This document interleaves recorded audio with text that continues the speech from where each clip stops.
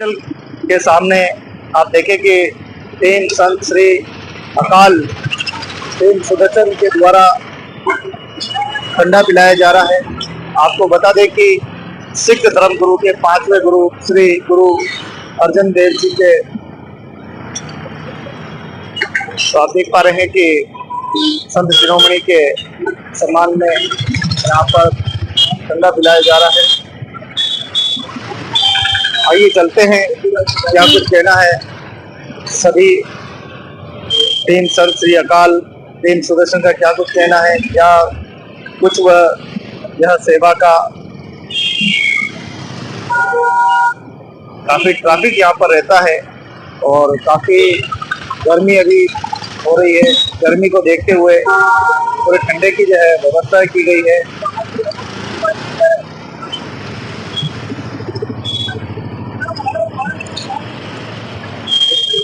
तो चलिए चलते हैं, क्या कुछ ठंडे का जो है यहाँ सभी को खिलाया जा रहा है।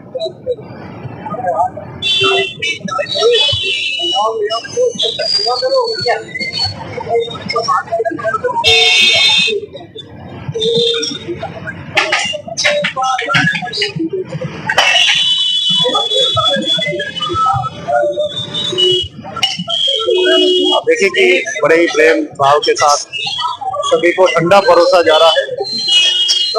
प्रचंड गर्मी, और प्रचंड गर्मी में अगर ठंडा मिल जाए तो उसकी बात ही अलग है। वकील साहब बोलो, आप देख पा रहे हैं कि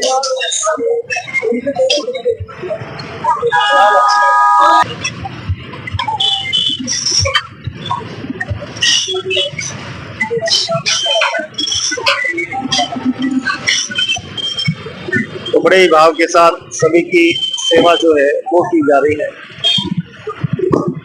सिख धर्म गुरु के 5वें गुरु गुरु श्री अर्जन देव जी आपके मान सम्मान में देखिए सुंदर सेवा जो है वो की जा रही है। दृश्य आपके सामने है। चेटक सर्कल RNT हॉस्पिटल के बाहर पूरा स्टॉल लगाया गया है।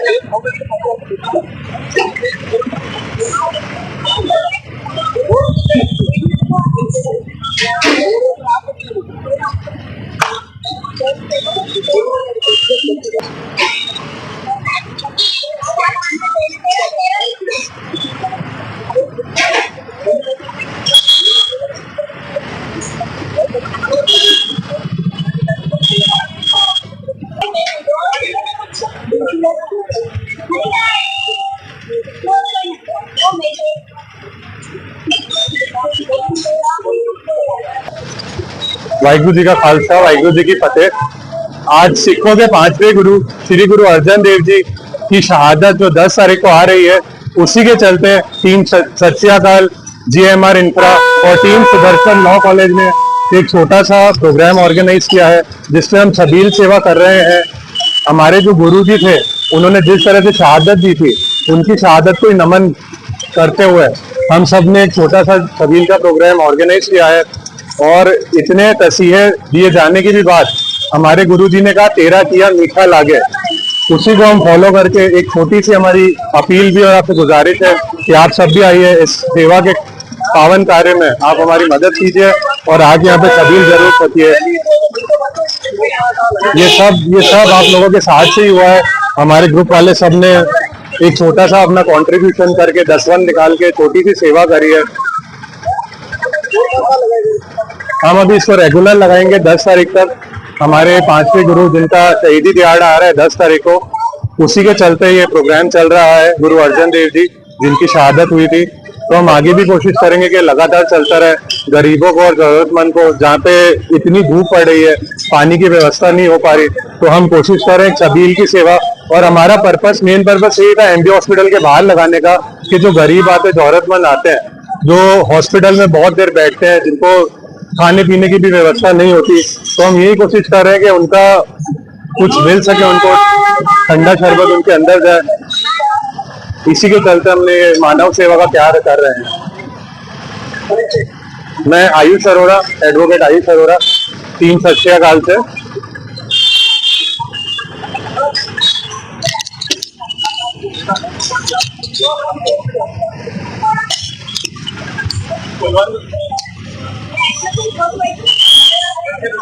आप देखिए ये पुनीत कार्ड हॉस्पिटल के बाहर स्टॉल लगाई गई है पूरा, और सभी को जो है ठंडा जो है वो परोसा गया है। और देखिए यहाँ प्रचंड गर्मी जो है वो पड़ रही है, और प्रचंड गर्मी के दौरान शिवाजी कैसा लग रहा है और क्या सेवा? आज हमारे जो कौन से गुरु मिले, गुरु अर्जन देव जी का शहादत दिवस है, जिसके लिए उनको जो मुगलों द्वारा जो दंड दिया गया, उसके लिए आज ठंडे जल की सेवा पूरे शहर में की जाती है, जिनका शहादत दिवस 10 तारीख को मनाया जाता है। इसके लिए पूरे महीने हम लोग हर जगह जगह लगाते हैं, और उस उपलक्ष्य में आज हमने हॉस्पिटल के सामने यहाँ पर ये सेवा की स्थापना की है, सारा कैंप लगवाया है। बहुत बहुत धन्यवाद आपका। भक्ति शक्ति चैनल के माध्यम से हम भी आपको धन्यवाद ज्ञापित करते हैं।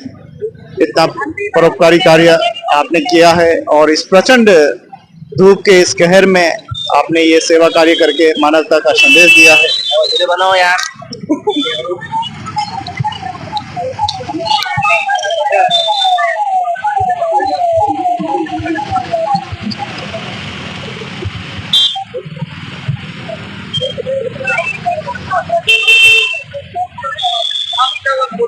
पधारें और मार्गदर्शन प्रदान करें।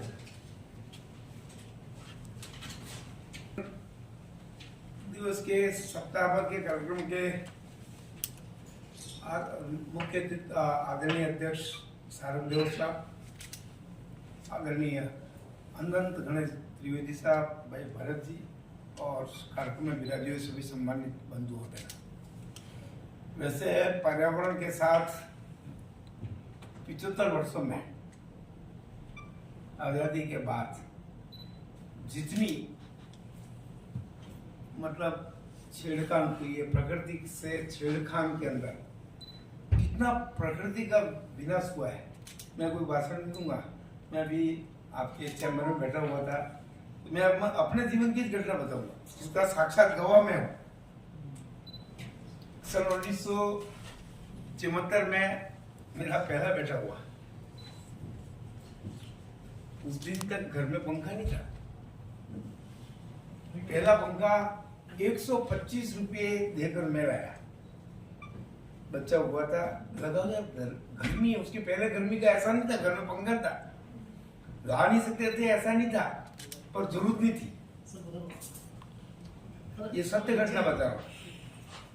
75 में जैसा कि मैं बताया कि माउंट आबू घूमने गए, तो होटल में ठहरे, और ठहरे तो उसने कंबल डाल रखे थे। 15 जून होगी, 20 जून होगी, मैंने कहा ये क्या कर रहे हो इतनी गर्मी? अरे राघव साहब बहुत भारी ठंड लगेगी और सवेरे गर्म पानी से नहाना पड़ेगा।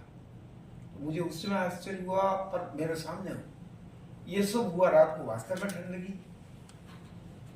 उस समय तक उस माउंट आबू में एक पंखा नहीं था। सवेरे गर्म पानी से जून में नहाना पड़ा। यूरोप के सारे देशों के अंदर, मेरे कई देशों में 20-25 देशों में मेरा रहना हुआ है, अपने यहाँ पंखे देखते थे, वहां होते ही थे। आज उसी यूरोप के अंदर बिना एसी से काम नहीं चल रहा। अपने यहाँ गोकुंदा टॉप में है, वहां भी यही हालत थी। और सारा प्रकृति के साथ जितनी जितनी छेड़खानी की है, उसका असर विद्यापीठ में ही आदरणीय गुलाब जी सर्विस करते थे, झाड़ोल के अंदर विद्यापीठ में थे। तो वो बताते थे कि सन 1972-73 में ही थे शायद, 75 में नौकरी उन्होंने छोड़ दी थी। वो कहते थे 50 इंच बारिश होती थी, 4 महीने सूरज दिखने को नहीं मिलता था। झाड़ोल में एक दिन में पहुंचता था। ये उनके सामने की, अपने सामने की घटना है। और आज भी आप अभी अपन देखेंगे महीने पर बाद बारिश का चार्ट आएगा। उदयपुर 8 विधानसभा है, जहाँ पेड़ ज्यादा है वहां बारिश है। आप रिकॉर्ड देखना, चारोल में बारिश उदयपुर से ज्यादा होगी, प्रतापगढ़ दरियाबाद में ज्यादा होगी, जहां है वहां है। और उससे ज्यादा मैं अपने घर की बात बता रहा हूँ, सन 1980 के आसपास मकान बनाना था, मकान चालू किया, बराबर करना था, पहले कुआं खोदना पड़ता है क्योंकि पानी होगा तो एक मकान बनेगा। तो मैंने, उसने कहा साहब कुआं खोदना, पानी देखने वालों को बुलाओ, हरवाया जो भी कहते हैं। मैंने कहा यहाँ क्या पानी देखना है, यहाँ खोद, 10 फीट में पानी आएगा, 20 फीट से ज्यादा खोदने की जरूरत नहीं पड़ेगी। तो वो वास्तव में 10 फीट पे पानी आया और 20 फीट पे समापन हो गया मेरे घर में ही। और आज अपन देख रहे हैं, अपने सामने देख रहे हैं कि तीसरा विश्व युद्ध पानी के लिए होगा। यही बेंगलोर के अंदर, दिल्ली के अंदर अभी इन हाल के दिनों में जो हुआ है कि दिल्ली के अंदर, दिल्ली क्या बेंगलोर के अंदर 265 तलैया थी, वो पाट दी। शहरीकरण के अंदर उनका समाप्ति हो गई और उसी का परिणाम है आज वही बेंगलोर पानी के लिए तरस है। ठीक है, अभी तो उधर का पानी ले आएंगे, इधर का ले आएंगे ना, दिन निकाल लेंगे, लेकिन आने वाली पीढ़ी क्या करेगी? क्योंकि जिस ढंग से जागृति आई है, मैंने जैसा कि बताया, कल सवेरे एक पेड़ कटा, तो सवेरे मेरे पास 6 बजे फोन आया, तो साहब यहाँ हरा पेड़ काट रहे हैं। मैं, कौन काट रहा है? तो साहब उसके घर के आड़े आ रहे काट रहा है। मैंने तुरंत फोन किया अधिकारियों को, भी जाके देखो भी क्या है। तो फिर उसी ठेकेदार से बात करके, कोई क्यों काट रहा है? तो मैंने परमिशन ली,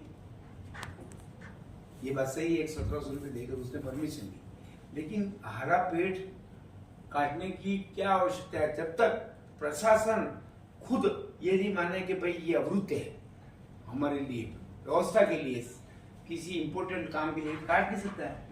मैं अभी कल के साहब को लिखूंगा कि आप इसकी जांच करो, संबंधित अधिकारी दोषी कौन है, क्योंकि जब तक पर्यावरण बचेगा नहीं तो जीवन संकट में है, जीवन भी नहीं बचेगा। क्योंकि आज ये बात सही है कि पिछले 2-4 महीनों में प्रयास किए एयर को कितना स्वरूप, पुराने स्वरूप पे लौटा पाऊंगा, ये तो आने वाला समय बताएगा। पर निश्चित रूप से बिना किसी दबाव के, आपके भी जो अच्छे सुझाव हो फोन पे दे सकते हैं। मैं पार्टी कार्यालय बैठता हूँ, उसके बाद टाउन हॉल बैठता हूँ, उनमें से जितनी क्रियान्विति हो पाएगी निश्चित रूप से करेंगे। क्योंकि दुनिया के अंदर कई देशों में गया हूँ, उदयपुर जैसा शहर नहीं है। पहाड़ हैं तो झीलें नहीं है, झीलें हैं, पानी है तो पहाड़ नहीं है। सबसे दुनिया का स्वर्ग कहते हैं, वेनिस कहते हैं। वेनिस में पानी के अलावा कुछ है ही कुछ नहीं, पानी है, और अपने यहाँ पहाड़ है, पानी है, दोनों है। ये बात सही है कि पिछले 2-4 सालों के अंदर, 10-5-7 सालों के अंदर सभी की नाकामियों के से कुछ पहाड़ काफी कटाई हुई है। मैं कलेक्टर साहब से पिछले 2-4 महीनों से चुनाव लड़ा, तब भी आग्रह किया मैं कि इसकी सैटेलाइट से पूरी नाप करके लिखो और उसकी सैटेलाइट का महीने 2 महीने के अंदर चिन्हित करो, क्योंकि अपने यहाँ ये प्रॉब्लम है। जो मैंने जानकारी की है कि पहाड़ों को क्या खातेदारी दे रखी है थोड़ी बहुत। अब खातेदारी दे रखी है तो पेड़ लगाओ ना, काट के होटल बना रहे हैं, होटल के नाम से 10% या 5% ही उपयोग करेंगे। मान लो उस पहाड़ की 50-100 बीघा का होता है, अब 5% में भी लाखों फीट हो जाती है। तो वो यूँ सड़क अपने ये है ना वो कर करा के उसकी जो छलनी करते हैं, तो उससे निश्चित रूप से हमारी उदयपुर की सुंदरता भी प्रभावित हुई है और उसका बचाना हमारी जिम्मेदारी है। आज से 10 दिन पहले शायद इसी निमित्त मेवाड़ के चंद्रगुप्त जी ने कार्यक्रम किया था, शायद मोहनलाल सुगड़िया यूनिवर्सिटी के अंदर किया था। उस दिन भी ये बात आई थी, तो मैंने ये बात कही, क्योंकि देखो बात तो सब बढ़िया है, लेकिन मैं तो सभी संस्थाओं से भी आग्रह करूंगा, कोई बड़ा काम नहीं है, अपने को अपन क्या करेंगे, अपने को अपने काम से शुरुआत करनी। अब ये पहाड़ है पीछे, आपके पीछे लगा हुआ पहाड़, केवल एक पहाड़ जिसमें 1000 पेड़ अगर आप लगा देते हैं, न केवल उसका ध्यान रख लेते हैं, तो अपने यहाँ की इतनी संस्थाएं और पैसा देने वाले खूब है। CRS के अंदर करोड़ों रुपए देने के लिए बैठे हैं, संस्था करें, नहीं तो CRS के अंदर से आप उनको प्लान बना के दोगे तो पैसा देने को तैयार बैठे। बस उनके मन में ये भरोसा हो जाएगा कि पैसे का सदुपयोग होगा तो निश्चित देंगे। और मैं कलेक्टर साहब से भी कहूँगा कि अपने यहाँ की सारे पहाड़ों को चिन्हित करके बड़ी बड़ी इंडस्ट्री आते हैं, हिंदुस्तान जिंक कर सकता है, RK मार्बल वाला कर सकता है, अपनी बड़ी बड़ी जिसका टर्नओवर सिंगल फाउंडेशन कर सकता है, चारों यूनिवर्सिटियाँ कर सकती है। मान लो 20 पहाड़ होंगे अपने उदयपुर शहर से लगे हुए, तो 20 बड़े व्यक्तियों को ढूंढ के उनको गोद देकर अगर उन पहाड़ों के ऊपर पौधारोपण कर दिया तो निश्चित रूप से शहर का टेम्परेचर 5 डिग्री निश्चित नीचे हो जाए। क्योंकि मेरे लागन वाड़ी में गर्मी में अभी जाके देखो तो रात को सोते हो तो रात को वहाँ पेड़ों के बीच में, तो वहाँ रात को ठंड लगती। अब जागृति आई है, चेतना बढ़ी है, क्योंकि सन 1965 से लेकर 75 तक अंधाधुंध कटाई हुई, पेड़ों को काट काट के खूब काटा। सरकार चेती 80 में फॉरेस्ट कानून आया और उसके बाद रोक लगना चालू हुआ, 90 के बाद जागृति चालू हुई और 20 वर्षों में कुछ आगे बढ़ा है। और उसके साथ भी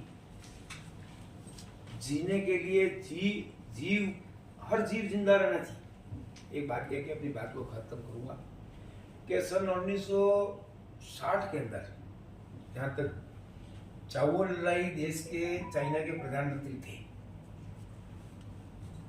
गूगल पे आप देखना, ऐसा बताते हैं कि चाओ लाई ने उनके बड़े सलाहकारों को कहा कि भाई हमको विश्व की शक्ति बनना है, तो हमें क्या करना है, हमारा खाद्यान्न बढ़ जाए, उत्पादन, तो उसके लिए हम क्या करें। तो उन्होंने 3 उपाय बताए। उसमें सन 68 में तो अपना देश भी खाद्यान्न से जूझ रहा था। लाल बहादुर शास्त्री ने उसमें एक समय उपवास के लिए कहा था, तो वही चीन की हालत रही होगी। तो चाओ लाई को सलाह दी कि साहब ऐसा है कि एक ही उपाय है कि आप ऐसा करो कि ये 3 काम कर दो, तुम्हें बाकी एक तो चूहों को मार दो, दूसरा ये कीड़े पतंगे इनको मार लो, एक आध जीव और बताया इनको मार दो। तो उन्होंने घोषणा कर दी और बेरहमी से इन तीनों जीवों को खत्म कर दिया। पूरे साल भर के इतने पतंगे लाओगे तो इतना पैसा, इतने चूहे लाओगे तो इतना पैसा, बिल्कुल सरकारी घोषणा। लेकिन उसके ठीक 2 साल के बाद चाइना के अंदर भारी अकाल पड़ा, भारी अकाल। क्यों? अपन तो धर्म प्रेमी ये मानते हैं कि पाप का फल भुगतना, अपन तो ये मानते हैं, लेकिन दोनों बातें हैं। तो प्रकृति के साथ छेड़खानी की, चूहा होता है तो खेत के अंदर से उन जंतुओं को खा जाता है, फसल को नष्ट नहीं करें। कीड़ा ऐसा होता है कि वो भी इस तरह का करता है, टिड्डियाँ होगी, जो भी रहे होंगे, तो उससे वहाँ की पूरी खाद्यान्न का संकट इतना पैदा हो गया। फिर बाहर से इन जंतुओं को लाकर फिर इसको ठीक किया।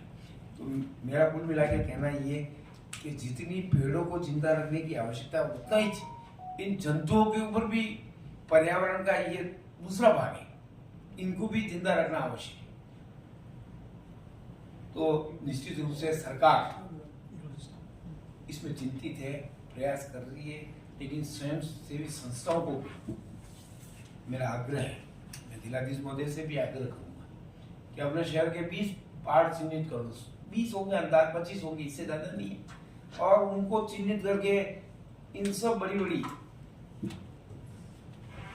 यूनिवर्सिटियां, बड़े बड़े संस्थान जिसका बजट भी करोड़ रुपए है, भाई आपका 2 करोड़ का CRS है, ये 2 करोड़ रुपए इस पहाड़ को हरा भरा करने के लिए, इस प्रोजेक्ट के लिए लगाओ, तो निश्चित रूप से इस उदयपुर का, क्योंकि विश्व के मानचित्र पर इससे सुंदर शहर है ही, तो NGT के अंदर, आदेश के अंदर यह कार्य 6 महीने 8 महीने NGT के आदेश की वजह से डिले हुआ, क्योंकि NGT की पूरी इस बात की चिंता है कि पुराने स्वरूप के अंदर कोई छेड़खानी करके पर्यावरण के साथ छेड़खानी नहीं हो, तो उनका सख्त आदेश है सीमेंट कहीं काम में नहीं होगी, पहली बात। तो इस पूरे मतलब नीचे के तल में कहीं पर भी नहीं होगा, तो फिर एक आशंका थी कि ये सब पत्थर बह जाएंगे, तो मैंने उनसे 2 बार चर्चा की, उनका नीचे जाली लगी हुई है,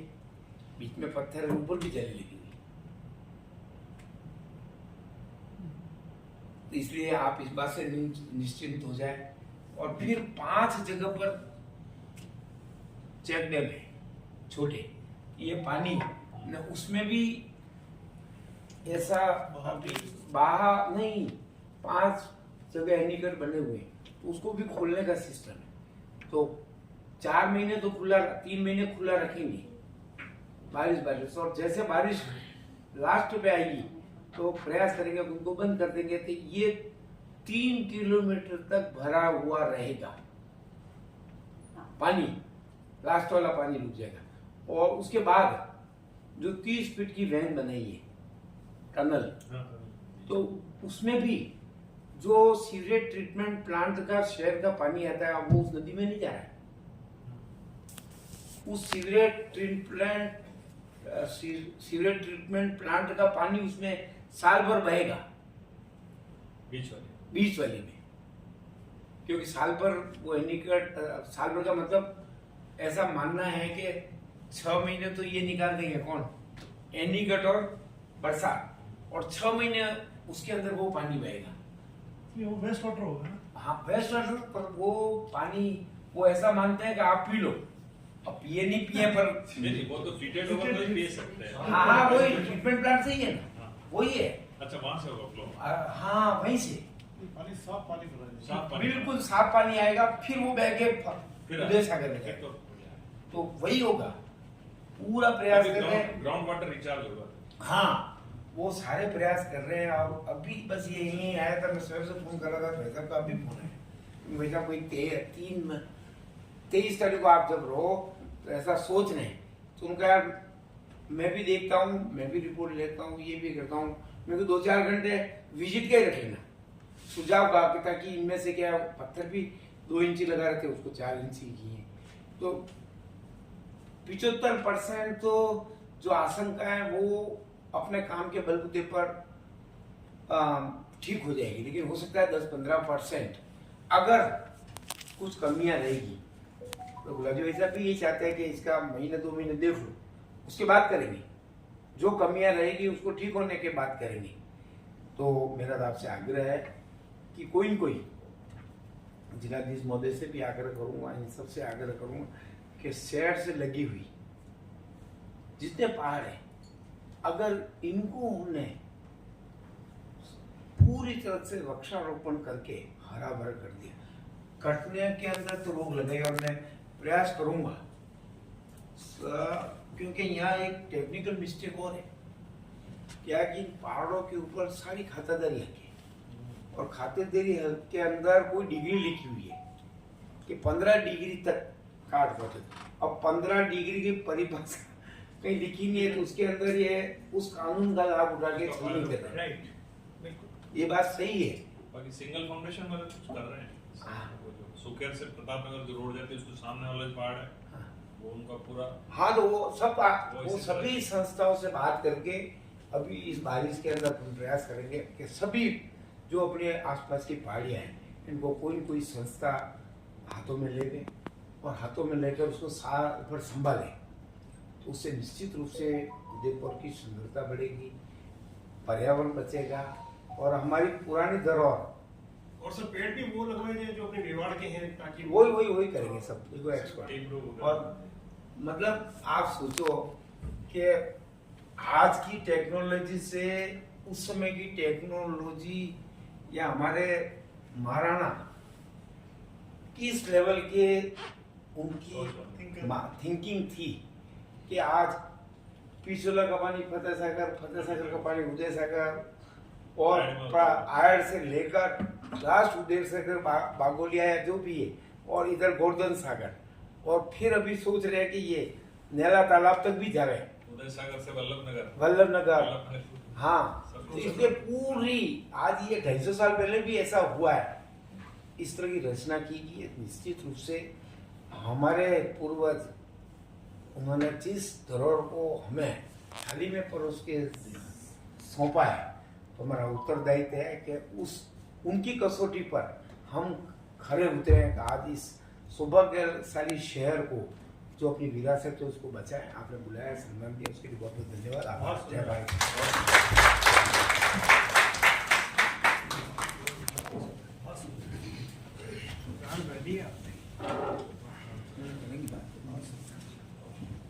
बहुत बहुत धन्यवाद ताराचंद जी जैन साहब।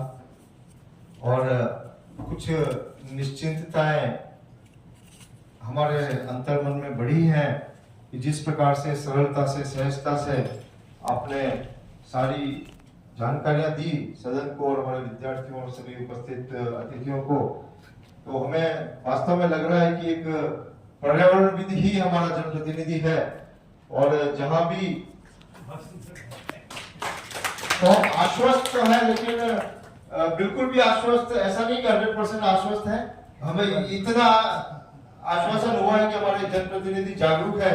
और एक ही मैं आग्रह करना चाहूंगा, क्योंकि परिस्थिति ऐसी, आप जानते हैं कि विकास के पैरोकार और ऐसे अंधे पैरोकार हैं जो पर्यावरण को प्राथमिकता पे नहीं रखते।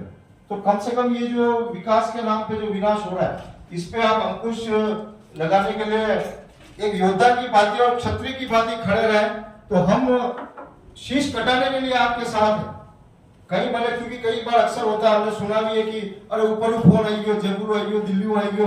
तो मैं ये कहना चाहता हूँ, मेवाड़ वो धरती है कि राज सिंहासन पे भी गलत व्यक्ति बैठ गया तो हाथ पकड़ के नीचे उतार दिया। और हमारी धरती का एक दोहा है जो बाबूजी चंद्र सिंह जी ने लिखा है कि नारी जिद जौहर करे, नारी जिद जौहर करे, नर सर देवन री होड़, मरण अठे एक मस्खरी, मेवाड़ा चित्तौड़, मेवाड़ा चित्तौड़। तो मैं आग्रह करूंगा ताराचंद साहब को कि आप हमारे पिताजी ने भी मित्र रहा हो, तो आप यो मान सको कि जूनियर अशोक जी आपने लावे हैं, पर कड़ी भी दबाव ना आगे झुकनो नहीं। और आपने राज दरबार भी लिखे ले गया, क्योंकि आपको एक बहुत जानकारी की बात है कि सबसे पहले जब अंग्रेज छोड़ के चले गए थे और एक यूनियन ऑफ इंडिया का एक फॉर्म फ्रेम करना था, तो सबसे पहले इस देश में आगे होकर किसी ने अपनी रियासत को डोनेट किया, तो वो हमारे उदयपुर के महाराणा थे। इसलिए राजा धीरज की पदवी दी गई है उनको। और महाराणा ने लिख के दिया कि हमारी रियाया जो है वह परेशान नहीं होनी चाहिए, नहीं तो मैं राज बचो ले लूंगा। तो आप भी ताराचंद साहब आप कह सको कि हमारी रियाया मैंने पाची दे दो, दिल्ली वाला खाना हमल नहीं रही, अगर वो कटे ऐसी बात आवे तो। बहुत बहुत धन्यवाद। और हम बगल में थोड़ा सा उनसे नीचे माना बैठते थे और वो उनको अपने आप व्यवहार का दीवान कहते थे। मतलब प्रभु एकलिंगनाथ तो राजा है, उनके आदेश की पालना कौन कराएगा? दीवान कराएगा। और दीवान उनका दीवान बन के उन्होंने राजधानी में बुलाया। तो वो व्यवहार का शासक हमेशा वही है। तो उनसे ये था कि प्रभु एकलिंगनाथ के सामने उनसे गलती नहीं हो जाए, हर चीज को 10 बार सोचा और आम जनता के लिए हमेशा फैसले किए। वही शक्ति प्रभु एकलिंगनाथ की शक्ति से आज महाराणा प्रताप ने संघर्ष किया, महाराणा सांगा ने संघर्ष किया। और व्यवहार का नाम है, पूरे विश्व के इतिहास में सबसे सुप्रीम कहा जाता है, व्यवहार को कहा जाता है। व्यवहार ने भी इसकी अधिकता स्वीकार की है। तो ये सारी ताकत उन्हें कहीं ना कहीं प्रभु एकलिंग नाथ से। और प्रभु एकलिंग नाथ का भी जो किस्सा है वो बड़ा, यहाँ बप्पा रावल जो थे मेवाड़ में संस्थापक थे, जिनको पहले कालभोज कहा जाता था। और कालभोज यहाँ पे क्षत्रिय वंश से थे, लेकिन वो यहाँ पे पहाड़ियों में गाय चराया करते थे। गाय चराने का एक चरवाहे का काम दे रखा था, तो गाय चराते थे, तो उसमें एक गाय थी। तो एकलिंग जी की पहाड़ियां थी, पहाड़ियों के बीच में एकलिंग जी का स्थान, तो वहाँ पे एक गाय जाके रोज वहाँ पे गए अपना जो दूध तन से दूध को निकाल देती थी, उसका थन मिलता। तो जब क्योंकि बहुत सारा बड़ा झुंड था गायों का, तो जब तो कालभोज जब जाते घर पे, तो घर पे डांट पड़ती है कि एक गाय का दूध पी जाता है, जंगल में दूध पी रहा हूँ, मैं दूध पी नहीं रहा हूँ। फिर एक बार उन्होंने उस गाय का पीछा किया, पीछे करते करते जाते जाते एक छोटा सा आगे जाके पहाड़ियों में एक जुर्मुट सा था झाड़ियों का, उस झाड़ियों के जुर्मुट में एक छोटा सा एक स्थान था, पत्थर था, उस पत्थर के ऊपर वो गाय के हमेशा अपना दूध निकाल देती थी। तो फिर जब उन्होंने उसको देखा, और इसी दौरान यहाँ पे एक हरित ऋषि हुआ करते थे, तो हरित ऋषि यहाँ पे तपस्या कर रहे थे लंबे समय से। तो फिर उनसे कहीं उस दौरान मेल होता है, और वो उनसे पूछते हैं सारी बातें कि यहाँ पे ये स्थान, तो उन्होंने बोला यहाँ पे शिव का स्थान है, और वो खुद भी तपस्या करते थे। तो फिर उसके बाद इस तरह से लंबे समय तक वो भी गाय चलाते थे, उनकी तपस्या चल रही थी। तो एक बार जब हरित ऋषि की तपस्या पूर्ण हो गई, वो जाने लगे, तो अभी तो आप विश्वास नहीं करोगे साइंस के लोग हो, लेकिन उस समय में भी वो जो उड़न खटोला टाइप का होता था, तो उनका एक पुष्पक विमान टाइप का विमान था। तो उस विमान से जो वो निकलना चाह रहे थे, तो उन्होंने जाते जाते, क्योंकि उन्होंने कालभोज के अंदर वो शक्ति देखी कि ये इस पूरे ब्रह्मांड पे राज कर सकता है, वो उसके अंदर ताकत देखी। तो उन्होंने बोला कि जब जा रहे थे, उन्होंने कहा मेरी तपस्या पूरी हो गई और मैं आज जा रहा हूँ, तो मेरे संपर्क में आया है, तो तू ऐसा करना, कल मैं जब जा रहा हूँ तब तू आ जाना, मैं तेरे को कुछ आशीर्वाद देना चाहता हूँ। तो कालभोज ने कहा ठीक है। अब कालभोज गाय लेके निकले, तो उधर से उनका सुबह सुबह पुष्पक विमान के वही लैंडिंग, और जो बोलेंगे हम, जो निकलने का समय हो गया, तो पुष्पक विमान बहुत देर तक उन्होंने इंतजार किया, वो कालभोज पहुंचे नहीं, कालभोज थोड़ा डिले हो गए। तो कालभोज पहुंचे तब तक उनका विमान हवा में आ गया, और वो हवा में पहुंच चुके थे। अब उनके निकलने का समय वापस वो लौट के नहीं आ सकते। उन्होंने कहा कि तूने थोड़ी देर कर दी आने में, मैं तेरे को आशीर्वाद देना चाहता था, तू पूरे ब्रह्मांड पर राज्य करेगा, लेकिन चल कोई बात नहीं, तू लेट हो गया, अब मेरा तेरे से संपर्क नहीं हो सकता। तो संपर्क का एक ही माध्यम था कि उन्होंने कहा मैं ऊपर से, मेरे मुंह से मैं कुछ थूक रहा हूँ, तो उसको ग्रहण कर ले। तो एक वही संपर्क बन सकता था कि उनकी तरफ से क्या दिया जा सकता है, और उनके पास कुछ था नहीं। तो उन्होंने कहा मेरे पास ये थूक है, तो मैं देता हूँ, तो उसको ग्रहण कर ले, तू पूरे ब्रह्मांड पर राज करेगा। तो उन्होंने जब उससे थूका, तो कालभोज के दिमाग में एक बार जरूर आया, कोई क्षत्रिय वंश से थे। हाँ, ऐसा वो जो मुझे जो जानकारी हो सकता है उसमें कुछ भ्रंश हो, ये सारी चीजें हो, अब भ्रंश हो। तो कहते वो थूका, तो कालभोज ने कहा कि मैं क्षत्रिय हूँ और मैं कैसे थूक लूं। तो उन्होंने क्या पीछे हट गए, पीछे हटते हटते उनके फिर भी वो थूक आके उनके अंगूठे के जो राइट हैंड का या लेफ्ट हैंड का जो अंगूठा, उस अंगूठे पे आके गिर गया। तो उन्होंने हरित ऋषि ने कहा तूने एक मूर्ख ये क्या कर दिया, इस थूक को या जो पता था उसको तू ग्रहण कर लेता तो तू पूरे ब्रह्मांड पर राज्य करता, लेकिन चल कोई बात नहीं, तूने इसको अपने पैर के ऊपर ही लिया है, तू यहाँ से मेवाड़ की स्थापना करेगा। फिर उसके बाद कालभोज राजा ने एकलिंग जी में स्थान बनाया, और उसके बाद धीरे धीरे धीरे उन्होंने मेवाड़ की स्थापना करी। और मेवाड़ का जो चित्तौड़ है वो पहले और शासकों के अधीन था, वहां से हाँ मौर्य जो शासकों अधीन था, उन शासकों से उन्होंने चित्तौड़ की स्थापना करी। और धीरे धीरे उन्होंने इतना साम्राज्य फैलाया है कि हमारा साम्राज्य, मेवाड़ की जो सीमा थी वो लाहौर तक थी, लाहौर आगे सारा ईरान और इराक तक की सीमाएं मेवाड़ की सीमाएं हुआ करती थी। तो उन्होंने इतना उस साम्राज्य को फैला, और उसके बाद वहीं से मेवाड़ वंश की स्थापना हुई। हाँ, रावलपिंडी जो कहते हैं, बप्पा रावल का बसाया हुआ है। बप्पा रावल नाम क्यों पड़ा, उनका नाम तो कालभोज था, लेकिन बप्पा यहाँ मेवाड़ में पिता तुल्य व्यक्ति को बापा कहा जाता। तो बेसिकली बप्पा बाद में हुआ, बेसिकली वो बापा है, बापा तो बाप के समान। तो यहाँ के जनता ने, यहाँ की सेना, यहाँ के जो लोग थे, नागरिक थे, उन्होंने उनको अपने पिता तुल्य माना, और उन्होंने भी अपनी जनता को इसी तरह अपने पुत्र तुल्य या अपने संतान तुल्य रख के उनकी सेवा करी। तो इसलिए बापा धीरे धीरे जाके बप्पा हो गया। और यहाँ के जो राजा शासक हैं उनको रावल कहा जाता है, तो इसलिए वो बप्पा रावल हो गया, बस बेसिकली उनका नाम कालभोज था। तो इस तरह से फिर ये मेवाड़ वंश आगे चला। फिर आगे चलते धीरे धीरे बहुत सारे राजा हुए। फिर आगे जाके 1303 ईस्वी में रानी पद्मिनी हुई, रावल रतन सिंह हुए। तो उसके बाद आगे चल के फिर एक समय ऐसा है जब रावल रतन सिंह बप्पा रावल के आखिरी वंशज थे। वहां जाके जब अलाउद्दीन खिलजी ने जब अटैक किया और जब जौहर हुआ, और जो साका अंदर मेवाड़ का पूरा संपूर्ण जो यहाँ का जो वंश था वो नष्ट हो गया। सारी महिलाएं जौहर कर लिया, सारे पुरुष थे उन्होंने युद्ध कर लिया। फिर उसके बाद धीरे धीरे आगे जाके वापस यहाँ मेवाड़ नाथद्वारा के पास में सिसोदा गांव है, वहां से हाँ राजा हमीर थे सिसोदा, वहां से भी वापस उन्होंने धीरे धीरे अपनी सेना बनाई। और क्योंकि जब अलाउद्दीन खिलजी ने अटैक किया तो वापस मुगलों के अधीन हो चुका था चित्तौड़, तो उस हमीर ने धीरे धीरे वापस अपना सेना बना के फिर से चित्तौड़ पर अटैक करके उसको मुक्त कराया और फिर वो साम्राज्य स्थापित हुआ। और फिर हमीर के आगे वंश चला और उसके अंदर वंश के अंदर महाराणा उदय सिंह जी, राणा सांगा उदय सिंह जी, प्रताप और हमीर के साथ फिर महाराणा वर्ड चला। उससे पहले रावल रतन सिंह जी थे, बप्पा रावल थे, ये सब थे। फिर उसके बाद जाके सिसोदा वंश मेवाड़ का वंश सिसोदिया कहलाया।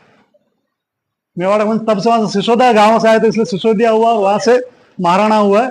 और ये वंश फिर आज तक जो हमारा चला आ रहा है, अभी वर्तमान में हमारे जो यहाँ के वंशज जो आप जानते हैं, महाराणा विश्वराज सिंह जी जो भी नाथद्वारा से एमएलए है और उनकी पत्नी जो महिमा कुमारी जो भी सांसद बनी है, तो वंश अभी भी चला रहा। महाराणा महेंद्र सिंह जी आज भी जीवित हैं, उनके पुत्र विश्वराज सिंह जी अभी जो एमएलए हैं। तो इस तरह से मेवाड़ वंश की स्थापना हुई और मेवाड़ का इतिहास बहुत अद्भुत है, पूरी दुनिया में ऐसा इतिहास आपको कहीं नहीं मिलेगा। यहाँ लोगों ने आत्मसम्मान, स्वतंत्रता के लिए सारी चीजों को छोड़ दिया। बाकी सारे राजघराने आप देखोगे तो बहुत रिच है, लेकिन मेवाड़ का राजघराना, मेवाड़ की स्थिति, आर्थिक स्थिति इसलिए कमजोर है क्योंकि इन्होंने हमेशा युद्ध लड़े। चाहते तो ये भी किसी की शरण में चले जाते और आज रिच हो सकते थे, जैसा कि अब कहना नहीं चाहिए, लेकिन आज जयपुर, दूसरे जोधपुर जो भी हैं वो ज्यादा रिच है। हमारा मेवाड़ क्योंकि हमने हमेशा लड़ाई लड़ी है और वो भी आत्मसम्मान के लिए त्याग किया, तो इसलिए हमारा मेवाड़ थोड़ा सा पिछड़ा है। पिछड़ा तो नहीं, गरीब कह सकते हैं, ये है। तो इतना अद्भुत इतिहास और ऐसी जगह पे आपको आज पढ़ने का मौका मिल रहा है, और उसमें भी मेवाड़ की बाद में उदयपुर राजधानी थी, ये हमारे लिए बहुत सम्मान की बात है। हम स्टूडेंट तो यही हम सही, लेकिन हमें साथ साथ हमारे इतिहास को भी देखना चाहिए, इसलिए हम आप लोगों को नागदा ले जाना चाहते हैं। नागदा प्राचीन मेवाड़ की राजधानी था, जो उदयपुर हम कह रहे हैं पहले राजधानी नागदा था। नागदा के अंदर अभी भी ऐसे ऐसे अवशेष मात्र हैं जिनको आप देखोगे तो आपका रोंगटे खड़े हो जाएंगे, आपका दिमाग हो जाएगा। सहस्त्र बाबू का मंदिर है, शिव जी, एकलिंग जी का मंदिर है, जो हम देख के आए, ये रावल खुमान का जो देवरा देख के आए, उसके अंदर भी एक शिवलिंग की स्थापना कर रखी है। इधर ये वापस आप यहाँ चले जाओगे, कौन सा पास वाला जो गांव है चिरवा में भी बहुत सारा अवशेष है। तो इस ऐसी चीजों से भी आपको हम जोड़ना चाहते हैं, इसलिए हम आप लोगों को वहां ले जाना चाहते हैं। नागदा एक बार जरूर देखना चाहिए।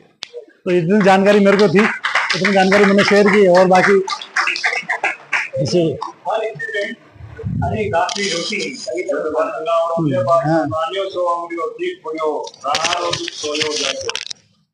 હું લડ્યો ઘણો, હું સયો ઘણો, મેવાડી માન બચાવણ ને મેં પાછ નહીં રાખી રણ में बेजारो खून बहावन में।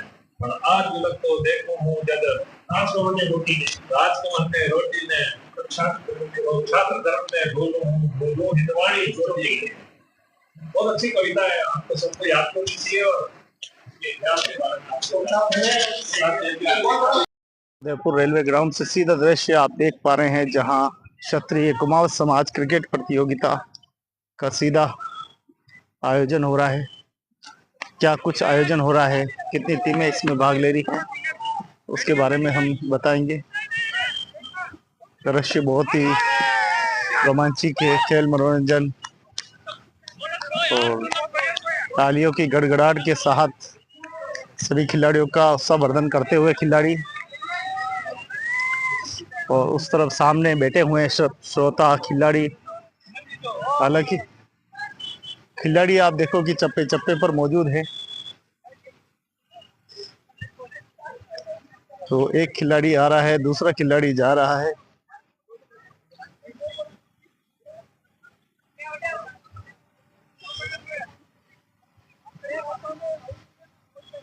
खेल खेल के माध्यम से समाज की जन चेतना, जन जागृति और आपसी समन्वय, प्रेम, विश्वास, काफी टीमें यहाँ दिखाई दे रही है। भगवत टीम, वाह भाई, लगता है कि एक से बढ़कर एक तालियों से अभिनंदन करते हुए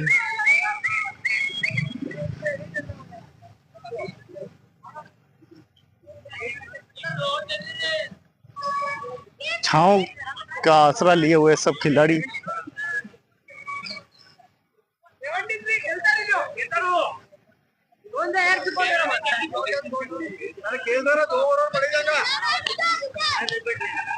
तो आप देख रहे हैं क्षत्रिय कुमावत समाज क्रिकेट प्रतियोगिता और बहुत ही खूबसूरत सा खेल क्रिकेट। हाँ। तो क्या कुछ आयोजन है, क्या कुछ टीमें भाग ले रही है, कहाँ कहाँ से आई है।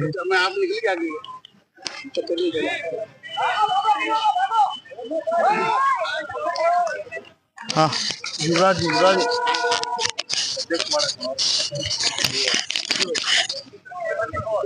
कुमार समाज का क्रिकेट टूर्नामेंट हो रहा है, नगर महासभा द्वारा कराया जा रहा है, जिसमें 5 टीमें भाग ले रही है। शिवाजी सुरमा है और गुरु ग्रेनेड्स है और प्रताप योद्धा है, भगत ब्रिगेड है, आजाद परिंदे है। 2 दिवसीय टूर्नामेंट ये चल रहा है, जिसमें अभी 6ठा मैच चल रहा है। हाँ, आज फर्स्ट दिन है। सुबह 6:45 बजे चालू हो गया था मैच। 5 टीमें सारी उदयपुर की है, उदयपुर लोकल। जो मिक्स टीमें बनी है केपीएल की तरफ से, आईपीएल की तरफ से। ये हमारे ओनर है, टीम के ओनर। नाम आप नया शंकर कुमावत। केपीएल हो रहा है, कुमावत प्रीमियर लीग। ये करीब 2015 से लगातार चल रहा है और ये 6ठा सेशन है। 2-3 साल कोरोना के कारण नहीं हो पाए थे। अभी हमारे उदयपुर कुमावत समाज से जितने भी युवा खिलाड़ी है वो सब मिक्स खेल करके टीमें बनाई है। 5 और 5 टीमें इस आयोजन में भाग ले रही है। Kumawat premier league.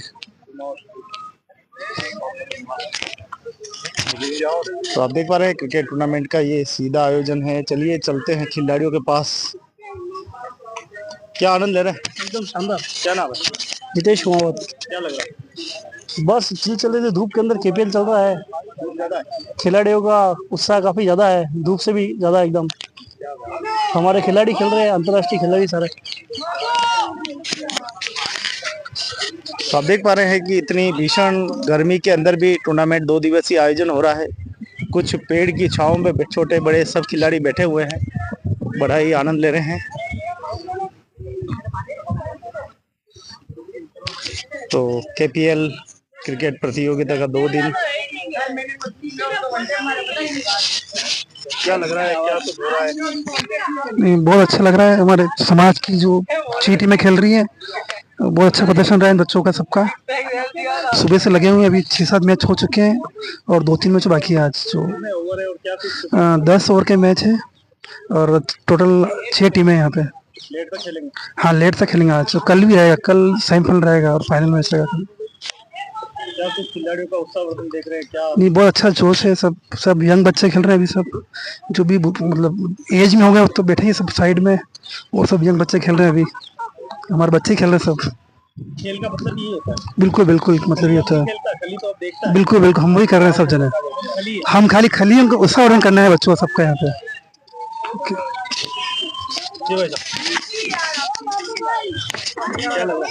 बहुत अच्छा लग रहा है। नए नए बच्चों को समाज में सबको मिलना जुलना हो जाता है, एक दूसरे से परिचय हो जाता है, तो उससे समाज की सामरिकता बनी रहती है।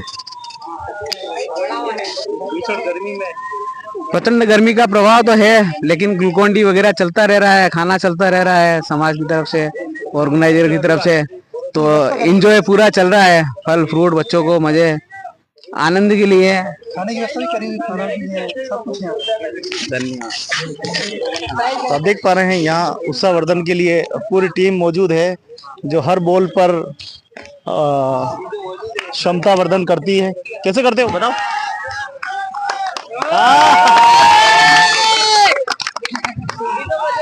कुछ हो ना हो, लेकिन यहाँ बड़ा मजा है।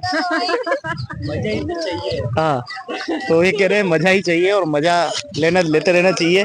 यही आनंद है। गर्मी के दिन है, आराम से। और बहुत शानदार टूर्नामेंट केपीएल।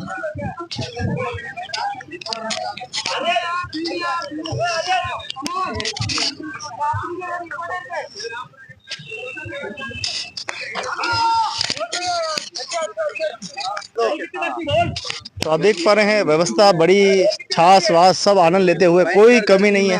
धूप पड़ते हुए सभी खिलाड़ी छाछ का आनंद ले रहे हैं।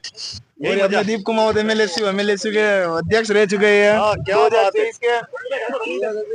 एंजॉय। यहाँ पर देखो अपने खिलाड़ियों को क्षमता वर्धन करते हुए बिल्कुल किस प्रकार से खेलना है, क्या कुछ नियम है।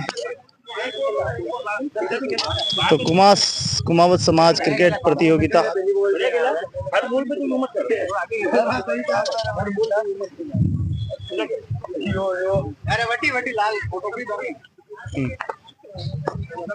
तो क्या कुछ नियम होते हैं इसमें, क्या ध्यान रखना होता है? सबसे बड़े प्लेयर यही हमारे इंडिया के। नियम में बता दो। आज का मैच चल रहा है, कौन सी टीम खेल रही है? हाँ ये ले लो फिर आप अपना। हाँ मैं जेनल कुमावत, ये कुमावत प्रीमियर लीग का सीजन 6 चल रहा है, काफी अच्छा चल रहा है। गुरु ग्रेनेड टीम 2 मैच जीत चुकी है, 2 हुए अभी तक। अपनी टीम का क्या नाम है? टीम का प्रताप योद्धा है, वो 2 मैच हार चुकी है और 2 मैच हमारी टीम जीत चुकी है। और बस इसी तरह से हमारे समाज यहाँ 10-10 ओवर का लीग मैच चल रहा है। हर टीम के 4-4 मैच है, उसके बाद 2 सेमीफाइनल होंगे, फिर एक फाइनल होगा कल के। नियम क्या बनाए गए, कौन खेलेगा, कैसे खेलेगा? 11-11 प्लेयर हर टीम से खेलेंगे और फिर सेमीफाइनल में एंट्री लेंगे, वो 12 ओवर का होगा और फाइनल 15 ओवर का होगा, जो कि कल होगा। तो 2 दिन का आयोजन किया गया है, ये सैटरडे संडे। जीती विजेता का क्या है? बस ये ट्रॉफी इसमें वितरित होगी। इनाम वगैरह? हाँ इनाम, बस ट्रॉफी वितरित होगी। बेस्ट बैट्समैन, बेस्ट बॉलर और जो टीम जीतेगी उनको सबको एक एक ट्रॉफी। कैसा लगता है जब परिवार के ये सारे लोग मिलके? बस यही तो है समाज में, बस यही मिलना जुलना हो जाता है। इसी कारण से आज खेलने में बैठे हैं, तो आज भाई लोग सब मिल गए इसी कारण से। बाकी मिलना जुलना होता नहीं है इतना, इतने लोगों का एक साथ। समाज का मैच है तो समाज के सारे लोग मिल जाते हैं इसमें। यही टीमें बाहर जाके भी खेलती है? हाँ इनमें से फिर छाटते हैं जितने अच्छे होते हैं, जो जो हमारे बेहतरीन निकलते हैं, फिर उसमें से हम प्लेइंग 11 बाहर भेजते हैं। निम्बाड़ा में मैच होते हैं, चित्तौड़ में मैच होते हैं, भीलवाड़ा में मैच होते हैं, इधर राजसमंद के हो गए, यहाँ पे सब तरफ। क्या कुछ स्कोर रहा? उदयपुर में अभी हाईएस्ट स्कोर 140 बनाया है टीम गुरु ग्रेनेड ने, और 10 ओवर में। दूसरा हाईएस्ट स्कोर 126 गुरु ग्रेनेड का ही रहा है, और बाकी 105 106 तक का ही रहा है बस। तो बाहर से कितने अवार्ड जीत के लाई है? बाहर से निम्बाड़ा में हुए थे 2 टूर्नामेंट और एक भीलवाड़ा में हुआ था। 3 अहमदाबाद, हाँ 3 अहमदाबाद गए थे तब के। वो पुराने हैं, वो सब तो 4-5 साल हो गए उन सबको। तो फिर भी अच्छा प्रदर्शन। हाँ बिल्कुल अच्छा प्रदर्शन है, उसी में छाटते हैं हम। पहले आपस में खेल के ये छाटते हैं हम, पहले प्लेइंग 11, उसके बाद बाहर जाके दूसरी तरफ खेलते हैं। समाज के लोग भी प्लेटफॉर्म देते हैं खिलाड़ियों को? हाँ बिल्कुल देते हैं। आज ये समाज की वजह से ही तो हो रहा है, समाज करा रहा है तभी तो हम सब मिल रहे हैं, भाईचारा हो रहा है यहाँ पे। यस। और रणबीर सिंह 2 में आएंगे। नहीं, एनिमल 2 में और रणबीर सिंह 2 नहीं हो रहा हूँ। तो देखिए काफी अच्छी क्रिकेट प्रतियोगिता, बहुत ही शानदार केपीएल चल रही है, और केपीएल का आनंद हर एक खिलाड़ी यहाँ पर ले रहा है, हर एक दर्शक यहाँ पर ले रहा है। और अच्छे मंजे हुए खिलाड़ी है सारे के सारे, सुंदर सुंदर अच्छे अच्छे। ये जितनी भी प्रतियोगिता हो रही है, क्या खुशी आप एक देख रहे हैं, अलग से कोई आपको एक यहाँ पे काफी सालों बाद मैं भी आया हूँ। कंटिन्यू तो मैं नहीं आ पाता हूँ कि, और सभी जनों से मिलना हो रहा है। जैसे जनील ने बोला था उनकी बात से सहमत हूँ। काफी सालों से जिन भाइयों से नहीं मिलना होता, टूर्नामेंट खेलते हैं तो मिलना हो जाता है। बस यही है कि जितना मिलजुल के आज खेल रहे हैं, आगे उसी तरह मिलते रहें, और वो भी टूर्नामेंट हो तो अच्छी तरह हम मिलते रहें। और ऐसे समाज के मैं आरके सागर पुला, मकान है मेरा, और गौरव चौरमा नाम। अभी समाज का कोई बड़ा ग्राउंड वगैरह समाज के लेवल पे? नहीं, समाज के लेवल पे तो नहीं है, मगर ये जैसे बीच में टूर्नामेंट होते हैं तो हम सब मिलके खेलते हैं, सबका भरपूर सहयोग रहता है। और आप खेलते हैं? खेल प्रेमी? नहीं, मैं खेलता हूँ ना, गुरु ग्रेनाइट्स का ही मैं सदस्य हूँ टीम का। हमारा विकेट के पास थोड़ा जी सर। कैसी व्यवस्था चाहिए आपको? क्या खेल मैदान अपना होना चाहिए? आपको क्या लगता नहीं, खेल मैदान भी होना चाहिए अपना एक, और समाज के जितने भी सब कोशिश कर रहे हैं, और अभी तक जितना हो रहा है और अच्छा हो रहा है, कोई दिक्कत की बात नहीं, सब कुछ अच्छा हो रहा है अभी तक।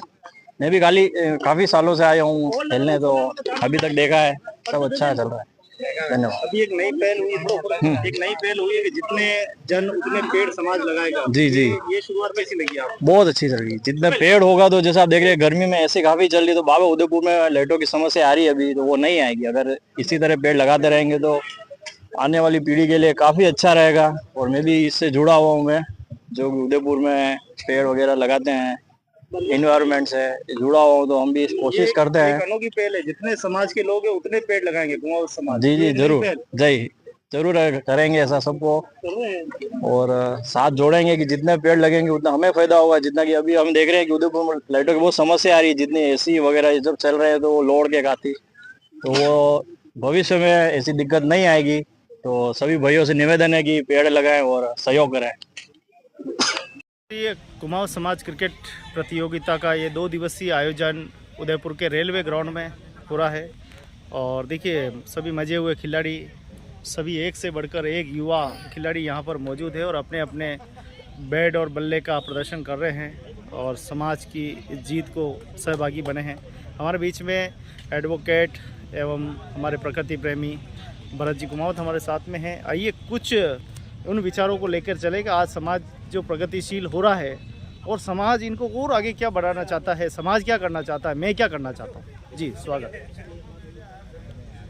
देखिए, जैसा कि आपने कहा समाज प्रगतिशील हो रहा है, ये सही है कि समाज के व्यक्ति प्रगतिशील हो रहे हैं, लेकिन सामाजिक व्यवस्था जो है वो पतन की ओर जा रही है। इसीलिए आप जो ये देख रहे हैं क्रिकेट टूर्नामेंट वगैरह, ये केवल इसलिए आयोजित कर रहे हैं कि आज कहीं ना कहीं एक ऐसी व्यवस्था बन गई है कि समाज के लोगों का, परिवार के लोगों का मिलना जुलना केवल खाने पीने जिमने तक ही रह गया। तो ऐसे में हमारी एक कोशिश है कि समाज के युवा जो आपस में मिले जुले, साथ में परिचय हो और एक सामाजिकता बनी रहे, इसलिए ये टूर्नामेंट आयोजित किया जा रहा है। क्या आपको लगता है कि ये ठूटियाँ ठीक करने की ज़रूरत है अब? देखिए, ठीक करने की ज़रूरत तो बहुत कुछ है, लेकिन फिर भी जितना भी हम इस सामाजिक व्यवस्था को, इस परिवार की व्यवस्था को बचा पाए, तो हम शायद कहीं ना कहीं मानवीयता को बचा पाएंगे। क्योंकि इस दुनिया में, मैं समाज विज्ञान का विद्यार्थी रहा हूँ, तो इस दुनिया में समाज और परिवार से अच्छी कोई संस्था नहीं है जो निस्वार्थ रूप से मनुष्य का पालन पोषण करती है, उसकी सुरक्षा करती है, बिना किसी व्यावसायिक उद्देश्य के। बाकी सारी संस्थाएं कहीं ना कहीं आप देखिए कि हमारे टैक्स से, जो हम टैक्स देते हैं उसी से किन्हीं लोक सेवकों को नियुक्त किया गया है और वो हमारी सेवा कर रहे हैं। तो वो सारे तनख्वाह लेकर कुछ ना कुछ दे रहे हैं जनता को, जबकि परिवार और एक समाज एक ऐसी व्यवस्था है जो कुछ ले नहीं रही है, दे ही रही है। तो अगर मैं ये कहूँ कि समाज देवता है, परिवार देवता है, तो अतिशयोक्ति नहीं होगी। हर व्यक्ति चाहता है कि अपना घर हो, अपना स्टेडियम हो, अपने खुद के संसाधन हो, जिसमें उनको गर्व हो कि ये मेरा, मैं यहाँ कभी भी जा सकता हूँ, खुला मैदान, खुली सोच। जी ठीक बात है। इसी सोच के कारण आज लग गया है कि धरती पे भी जगह कम पड़ रही है, इसलिए चांद पे जा रहे हैं लोग, मंगल ग्रह पे जा रहे हैं। कि जब सबको घर, सबको स्टेडियम चाहिएगा, तो आप सोच लो जितने लोग हैं तो वो कैसे चला पाएंगे। तो ऐसा नहीं है कि प्रकृति की एक सीमित व्यवस्था है और सभी आपस में एक दूसरे की ज़रूरतों को समझते हुए संसाधनों का सदुपयोग करें, ना कि दुरुपयोग। और कोई संदेश? आप पेड़ लगा रहे हैं, पेड़ लगाने का क्या उद्देश्य? पेड़ लगाने का ये उद्देश्य है कि जो हमें जीवन दान दे रहा है, हम उसको जीवन दान दें। क्योंकि आज जो परिस्थितियाँ हैं दुनिया में, लाखों सालों में ऐसी परिस्थितियाँ कभी नहीं बनी, और ये हम सब मनुष्य के स्वार्थ के कारण बनी है, लोभ लालच के कारण बनी है कि वो जीवन देने वाले वृक्षों की कटाई कर रहा है और सीमेंट के कंक्रीट खड़ा कर रहा है। इसलिए ये समय आ गया है कि हम सबको समझना होगा कि वास्तविक धन क्या है। ये नोट सरकार ने जो छापे, ये वास्तविक धन नहीं है। ये कभी अकाल पड़ा तो इसको नहीं खाएंगे हम। खाने के लिए तो अन्न ही चाहिएगा और श्वास के लिए तो प्राणवायु ही चाहिएगी, जो ये वृक्ष दे रहे हैं, वनस्पतियां दे रही है। हर समाज को क्या वास्तव में आगे आना चाहिए? वक्त आया है। हाँ, या तो आत्महत्या कर ले और नहीं तो कम से कम प्रकृति को बचाए। दो ही रास्ते हैं अब, क्योंकि इतना तापमान कभी नहीं रहा और थोड़ा सा तापमान और बढ़ गया तो शायद ये मनुष्य प्रजाति ही समाप्त हो जाएगी। इसलिए हमारे लिए सर्वोच्च प्राथमिकता हो गई है कि प्रकृति, पर्यावरण और इन वृक्षारोपण का महत्व समझें। सर्दी भी बहुत ज़्यादा बढ़ती जा रही है, तो सब पड़ेगा, सर्दी भी पड़ेगी, बारिश भी पड़ेगी, अकाल भी पड़ेगा, गर्मी भी पड़ेगी, सब पड़ेगा और एक दिन शमशान भी कम पड़ेगा। क्या बात है, क्या बात, बहुत सुंदर बात कही। और ये टूर्नामेंट का आप आनंद लेते हैं, इसके साथ ही ये समाज का टूर्नामेंट ये चल रहा है, सब खिलाड़ी बैठे हुए हैं, आनंद ले रहे हैं देखने का पूरा। क्या बात है। तो खेल खेल के माध्यम से एक चेतना भी है, एक मिलनसार व्यवहार भी हो रहा है।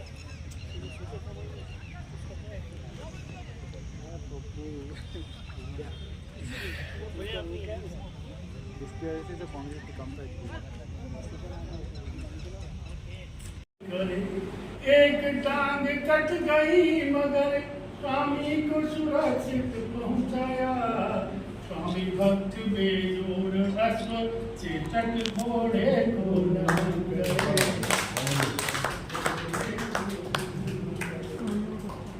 इसका इतिहास अनूठा है, इसका इतिहास अनूठा है, अद्भुत इसकी परिपाटी है। राणा महलों को त्याग चले, जंगल में जिंदगी काटी। एक जांबाज सूर मैंने 100 की गर्दन काटी है। आओ मिलकर के नमन करें, रणतीर्थ ये हल्दी घाटी है।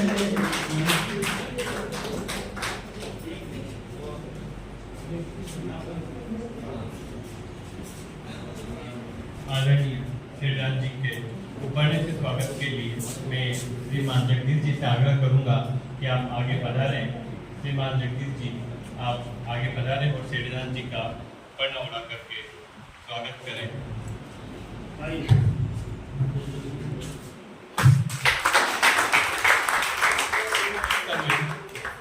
जब एक कवि का सम्मान हो रहा है तो एक कवि हमारे पास और मौजूद हैं जिन्होंने मेवाड़ की महिमा का गायन किया, जिन्होंने मेवाड़ की महिमा को अपने शब्दों से उनके इतिहास को अमर करने का प्रयास किया है।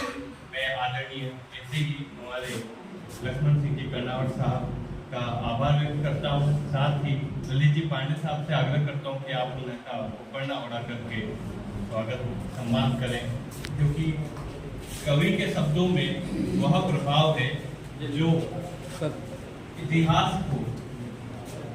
इतिहास को अकादमिक जगत से बाहर निकालकर आम जन तक पहुंचाने का प्रयास करता है। निश्चय ही कवि की कलम में बहुत बड़ा कवि कहा गया है, जहाँ ना पहुंचे कवि पर पहुंचे कवि। आदरणीय कर्नावट साहब,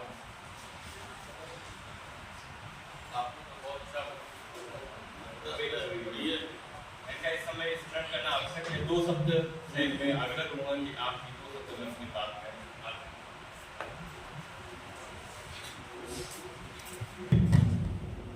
श्रोतागण, प्रातः स्मरणीय महानायिका के हिंदी में कितनी ही ग्रंथ लिख दिए जाएं, कागज कम पड़ जाएंगे, शाही कम पड़ जाएगी, कल्पना कम पड़ जाएगी, लेकिन ग्रंथ पूरे नहीं होंगे।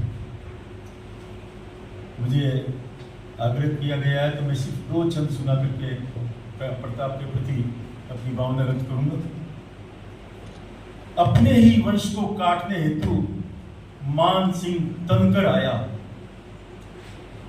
वो भी राजपूत था, ये भी राजपूत था। अपने ही वंश को काटने हेतु मान सिंह तनकर आया। अकबर रूपी कुल्हाड़ी का वो हत्था बनकर आया। युद्ध भूमि में जब राणा को वह मान हाथी पर नजर आया, आंखें पल भर में लाल हुई, बुढ़ी ने तनकर कह डाया। राणा की एड़ के लगते ही सिंह बन गया चेटक मतवाला। चल गया हाथी के मस्तक पर, किया खूब करतब आला। कछुआ के होंश उड़े, ऐसा अपराध चेटक से पाला। मौत से बचने की खातिर होठे में दुबक कर संकट टाला। था हाथी के मस्तक पर चेटक, राणा ने कसकर फेंका भाला।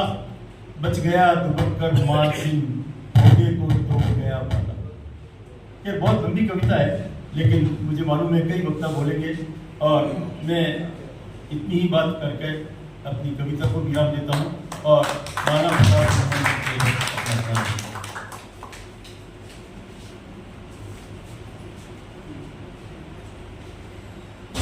है। जितना महत्वपूर्ण मंच है उतना ही सामने सूचित श्रोतागण है। भूमिका को ज़्यादा न बांधूंगा, पर अब जिस व्यक्तित्व को हमें सुनना है वह बड़ा ही महत्वपूर्ण है और शायद प्रताप के संदर्भ में और महत्वपूर्ण हो जाते हैं, क्योंकि प्रताप के जब व्यक्तित्व को देखते हैं तो प्रताप का व्यक्तित्व 16वीं सदी में जितना महत्वपूर्ण था उतना ही महत्वपूर्ण स्वतंत्रता के संग्राम में था। यानी कि जब भारत का स्वतंत्रता संग्राम चल रहा था तब कोई व्यक्ति था जो क्रांतिकारी, प्रबुद्ध वर्ग, स्वतंत्रता सेनानी या आम जन में प्रेरणा की भूमिका अदा कर रहा था, तो वह आदरणीय महाराणा प्रताप थे, प्रातः स्मरणीय महाराणा प्रताप थे। प्रातः स्मरणीय महाराणा प्रताप पर जब कर्नल टोड ने लिखा, तो कर्नल टोड का लिखा गया ग्रंथ का प्रभाव जब बंगाल पर पड़ा, तो हम जानते हैं कि बंगाल में लिखा गया साहित्य बाद में संपूर्ण भारत की प्रेरणा का स्रोत बनता है। आदरणीय गुरुवर रविंद्रनाथ ठाकुर, बंकिम चंद्र चट्टोपाध्याय, माइकल मधुसूदन दत्त, ऐसी लंबी पंक्ति है, आर.सी. मजूमदार, जिन्होंने प्रताप पर खुलकर अपनी लेखनी चलाई, अपनी स्याही को, बर्बाद तो नहीं कहूँगा, स्याही को भारत की प्रेरणा का स्रोत बनाया। तो मैं आदरणीय साहित्य के जगत में अपनी पहचान रखने वाले मलय जी पानई साहब जो कार्यक्रम की अध्यक्षता कर रहे हैं, मैं अध्यक्ष उद्बोधन के लिए आमंत्रित करूँगा। आदरणीय अध्यक्ष तो सबसे बाद में बोलता है, यही के बाद समाप्त है। आज के इस कार्यक्रम में मंच पर विराजित महाराणा प्रताप कृषि विश्वविद्यालय के पूर्व कुलपति जी प्रोफेसर उमा शंकर जी शर्मा साहब और हमारे साहित्य संस्थान के पूर्व निदेशक प्रोफेसर ललित पांडे साहब, मेरे सम्मुख विराजे हुए सभी बौद्धिक जन, आज बहुत विशेष दिन है कि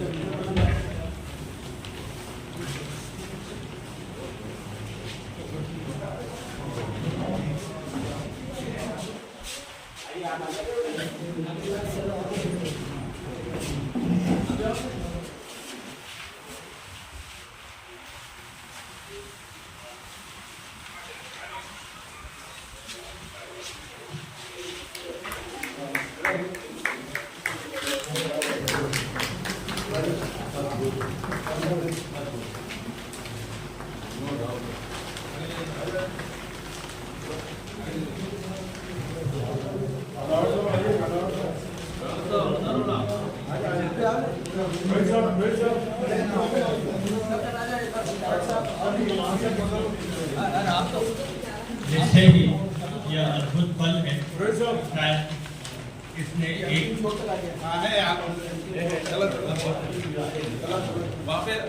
कृति ने प्रताप के जीवन को, साथ ही यहाँ पर उपस्थित सभी व्यक्तित्व को एक सूत्र में बांध दिया है। शायद यह प्रताप की सोशल इंजीनियरिंग है, सामाजिक अभियांत्रिकी है, सभी को एक साथ यहाँ पर जोड़ दिया है। यह कला का अद्भुत नमूना हमारे सामने रखा है आदरणीय चित्तौड़ा जी ने, जिन्होंने अपनी कला के माध्यम से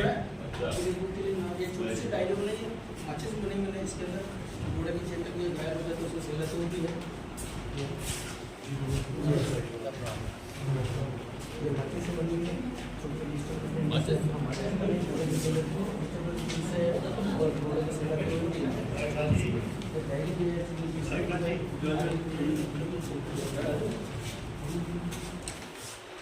थोड़ा सा बहुत अच्छा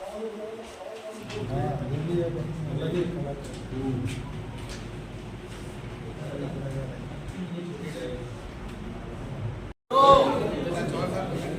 भाई साहब, हम जब होंगे तो आप मौन होइए। जनश्रुतियां चलती है, बोले कि आए भोजन करें, राजपूतों में हमारा ग्राफ ऊंचा हो जाए, ऐसा उन्होंने उस समय भी बोला, लेकिन आया इसीलिए। ये भी उद्देश्य हो है कि अकबर और महाराणा प्रताप के संधि हो जाए। प्रताप ने कहा आसिमो, बोले नहीं नहीं ठीक है, आप हमें आमेर के कंवर तो आपने बताया जैसे, ऐसे अमर सिंह कंवर है, आप जीवो नहीं, आप क्यों नहीं जीतते कि मर्यादारी रेखा तोड़ी, मासू तो थे नारा हो गया, बहन बेटियां दो मुगला ने दिल्ली राते प्यारा हो गया, फिर मैं सोचो मान सिंह जी था के लारे देवांगा, सपना में भी मत चिंता थे, दिल्ली सिर पर सेवाला, इस सिर पर तो एक लिंग है, दूजो सिर पर कोई धनी नहीं, राणा ने जो बांधे बेड़ी, मुगला के गरबा बनी नहीं, मुगला के गरबा बनी नहीं, अभिषेक करांगा अरे रक्त को, अभिषेक करांगा अरे रक्त सो, अभिषेक करांगा एक लिंग को अरे रक्त की धारों से, मान सिंह रणगीत लिखेंगे तीरों से तलवारों से, तीरों से तलवारों से। हमारे यहाँ क्या कमी है, हमारे वहाँ अकबर के अध्यक्षता में जाने कोलेरी है, कमलनाथ है, रामकुंडा का जंगल है, चावड़ में चामुंडा माता, मचिन धुनी में मंगल है, प्रताप का जेल खाना मचिन धुनी, मचिन धुनी में मंगल है, भेड़े चोर बनास नदी में गंगा जमुना रेवे है, एक लिंगरी जटा जूट सूही धरती पर रेवे है। अरे मान सिंह जी जीमो जीमो, मान सिंह जी जीमो, लाडू बाटी ना, जीमो जीमो मान सिंह जी जीमो लाडू बाटी ने, और जो लाफिसों का खाना दे तो आज अर्दी घाटी में, जीमो जीमो मान सिंह जी जीमो लाडू बाटी ने, रात लाफिसों का खाना में तो आज जो हल्दी घाटी में लाभ लश्कर लारे लाजो, सागे लाजो फूफा ने हल्दी घाटी, तलवारा तू नाम लेवंगा हल्दी घाटी फूफा ने। अरे कुंवर मान सिंह अब तो खमनोरी खांडा खड़केला, मोलेला माटी भड़केला, खमनोर के पास गांव मोलेला, ढीलारा गोपन तीर तल्या, बेजारी छाती धड़केला धड़केला धड़केला धड़केला। ये सरला हित सुत कटवा दे, ये चारण जी का एक है कि पन्ना जैसे कि नहीं गिन सुत को संता। भाई साहब आधी मिनट रुक जाइए, आधी मिनट रुक जाइए, नहीं तो मैं आत्महत्या करूंगा। आप कह सकते हैं कि आत्महत्या करने का भी यदि दम है तो पिछोला में मत बनना, पानी अभी कम है थोड़ा सा, आप रुक जाइए।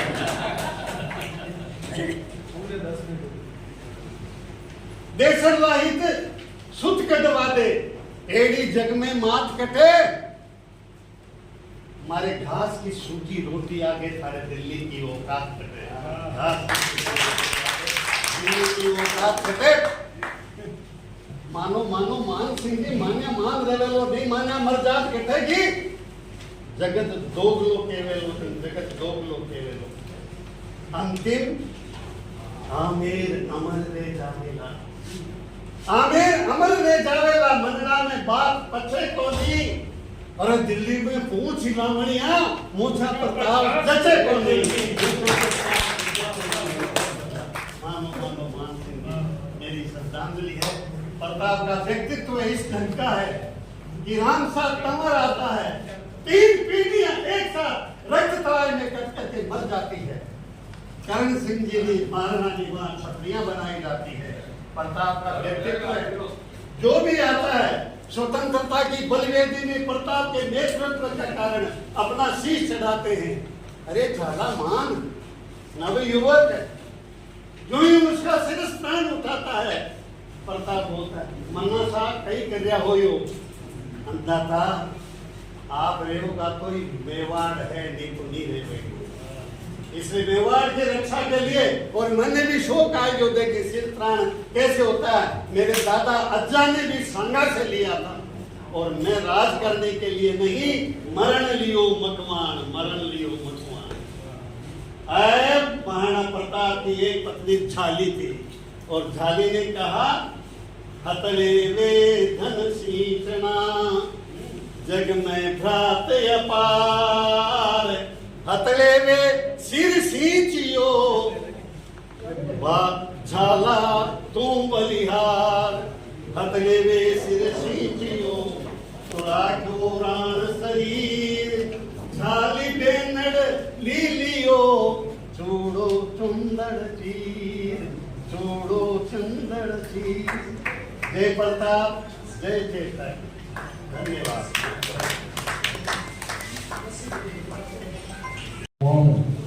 जैसा कि आपको विदित है, हर वर्ष की भांति फतेह मेमोरियल के अंदर आप में से सभी ने देखी होगी महाराणा प्रताप, महाराणा भोपाल सिंह जी, महाराणा फतेह सिंह जी की जो प्रतिमाएं लगी हुई हैं।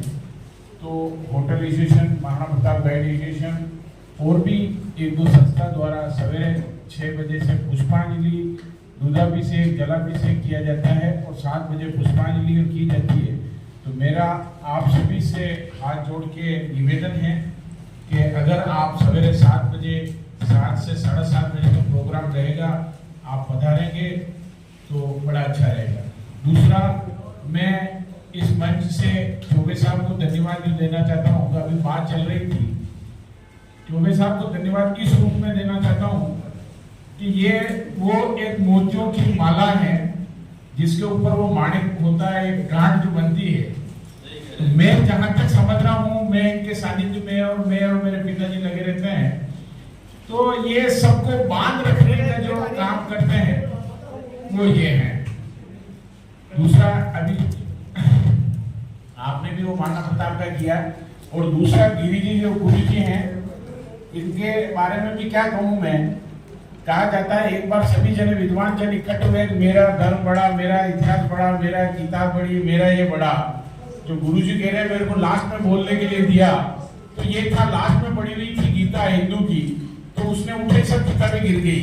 तो इसलिए आप ये न माने, आप उल्टी गिनती से हमारे प्रथम हैं और आपको सुन के हम बड़े गदगद हुए हैं। मेरे गुरु जी यहाँ स्टेज पे विराजे हुए हैं। इसी के साथ धन्यवाद, आप कृपा करके सवेरे पधारे। धन्यवाद। देर पहले जमकर गर्मी पड़ रही थी, झुलसा देने वाली, और अभी अभी बरसात हुई है और मौसम को खुशहाल कर दिया है। वाह वाह, पेड़ों को मिला जीवन, हर व्यक्ति को मिला है जीवन बरसात से। और अभी अभी ये बरसात हो रही है उदयपुर में।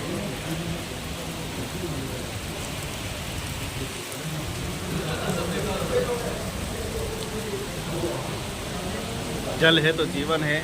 देखिए कैसे पेड़ों झूमने लगे हैं, पानी का स्वागत और अभिनंदन कर रहे हैं। पेड़ों को देखिए आप किस प्रकार से अभिनंदन अभिनंदन अभिनंदन करते हुए।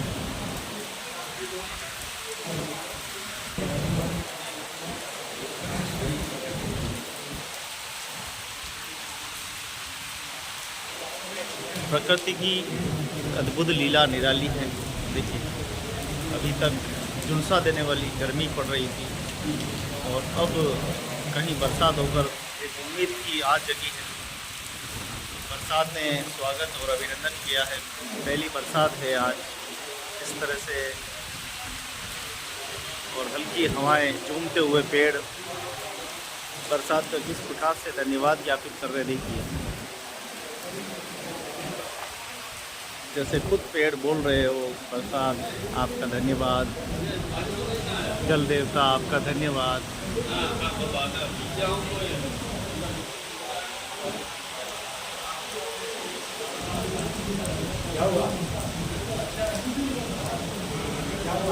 ये भी जीव है, ये भी हमारे धरती पे जन्म लेते हैं, हमें फल देते हैं, पर इनकी उदारता को आजकल व्यक्ति नहीं समझ रहा है, इनकी करुणा को नहीं समझ रहा है। और इनके के एहसानों को नहीं समझ रहा है। ये देखिए झूमते हुए पेड़ हैं, ये कितनी हमें शक्ति दे रहे हैं, कितनी ऊर्जा दे रहे हैं, कितना हमें प्रोटीन दे रहे हैं, कितना हमें ऑक्सीजन दे रहे हैं। व्यक्ति नहीं समझ पा रहा है इनके उपकारों को, इनका अभिनंदन को। ऐसा ना हो मित्रों कि हमारे वृक्ष नाराज हो जाएं। ये अपनी जाति के लिए कुछ नहीं कर पाते वृक्ष, लेकिन औरों के लिए जीते हैं और औरों के लिए ही अपने प्राण त्याग देते हैं।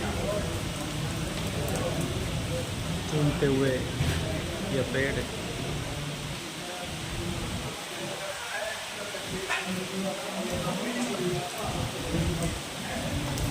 कैसे बरसात आई तो कैसे हिलने लगे, डुलने लगे, मानो मुस्कुराने लगे। हर डाली मुस्कुरा रही है। और तेज़ गर्मी से कहीं कहीं निजात जो है वो मिली है। हल्की हल्की बारिश की बूंदें, ठंडी ठंडी हवाएं चलने लगी है। पर्यावरण एकदम ठंडा हो गया है।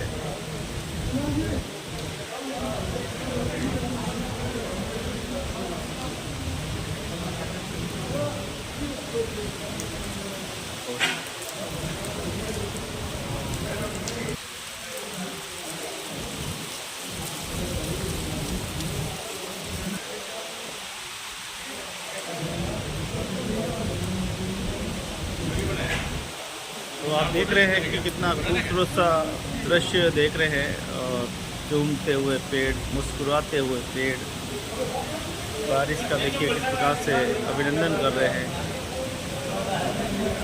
झुलसा देने वाली गर्मी से मिजाज मिली है।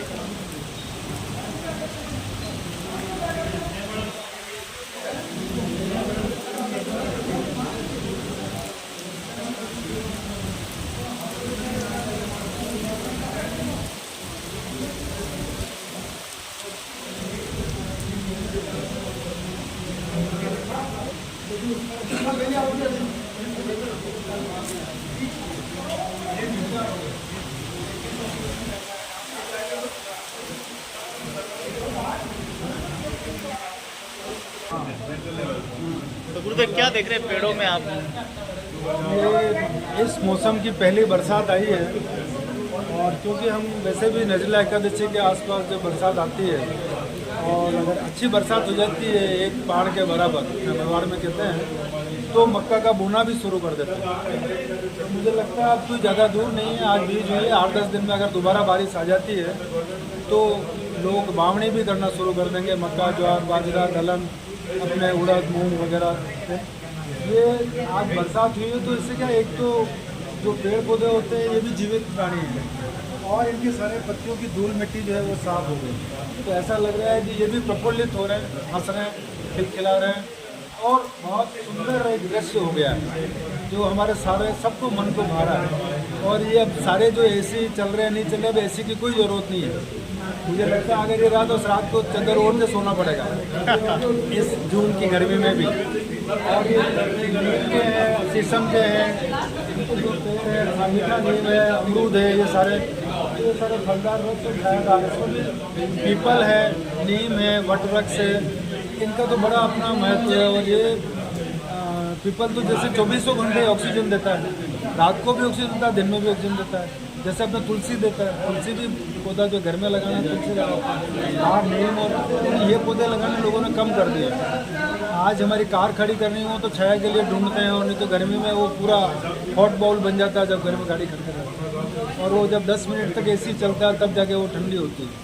तो आप देख लो पूरा ही बहुत अच्छा मौसम सुहावना हो गया है। इंद्रदेव की मेहरबानी हुई है, किसानों का भी चेहरा खिलेगा। और इस बरसात से जो भी सब्जी वगैरह खेती फलदार वृक्ष है उनके लिए एक पूरा पानी का जेला लग गया है और एक बहुत अच्छा शुभ संकेत है। महाराणा प्रताप की जयंती भी है कल, और उनके जयंती से पहले ही बरसात का आगमन हो गया तो बहुत बड़ा अच्छा शुभ संकेत है। धन्यवाद, बहुत बहुत धन्यवाद।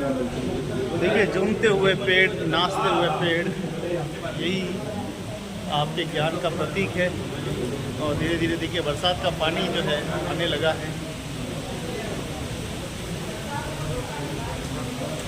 कितने झूम रहे हैं पेड़, मानो इंद्र देवता का स्वागत और अभिनंदन और धन्यवाद ज्ञापित कर रहे हैं। और आज की इस बरसात के बाद मक्का की खेती शुरू कर दी जाएगी। इतना सुंदर बरसात ताकि महीने भर में थोड़ी सी मक्की बड़ी होगी। यानी खेती की एक बरसात ही इतनी काम है कि खेती की वावनी जो है वो हो जाती है, फसल बो दी जाती है। तो देखिए कितना खूबसूरत नज़ारा है। ये है प्रकृति का नियम। अभी झुलसा देने वाली गर्मी पड़ रही थी, वहीं अब थोड़ी सी ठंड मिली है, पेड़ हिलने लगे, ठंडी ठंडी हवाएं आने लगी, बरसात टपक रही है।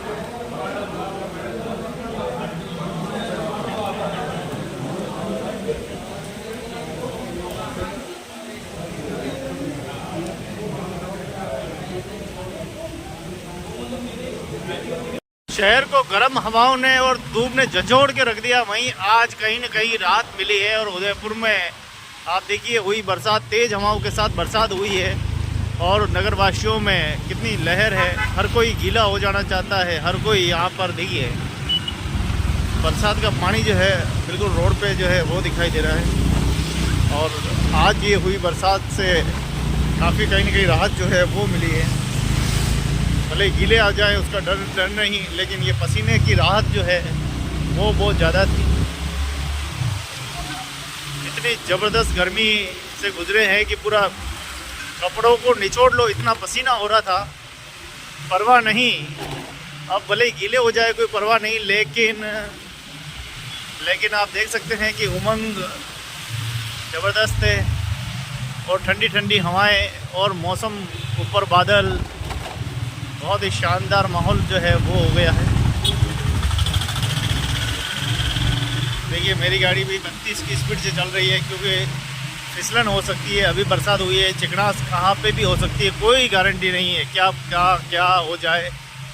तो हम खतरे को निमंत्रण ने आराम से चले, और आराम से चलेंगे तो आप जानते हैं कि सेफ लाइफ।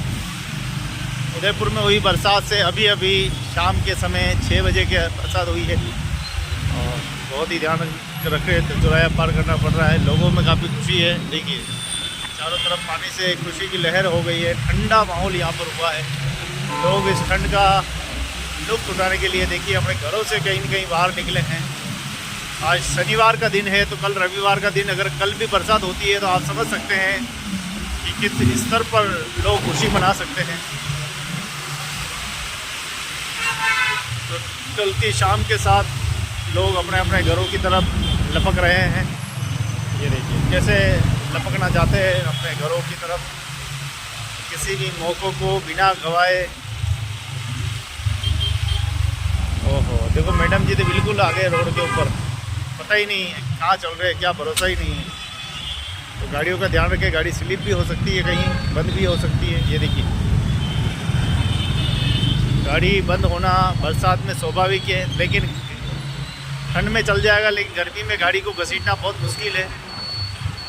घसीटते घसीटते थक जाते हैं, कपड़े गीले हो जाते हैं। और यही हो रहा था पिछले 1 महीने से लगातार यही हो रहा था। जिनके घरों में एसियाँ नहीं लगी थी वो एसी लग गई है इस बार।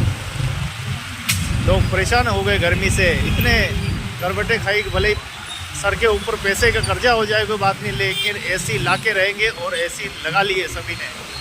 जिन घरों में पंखे थे, कूलर थे, वो भी एसी लेकर आए हैं कहीं से।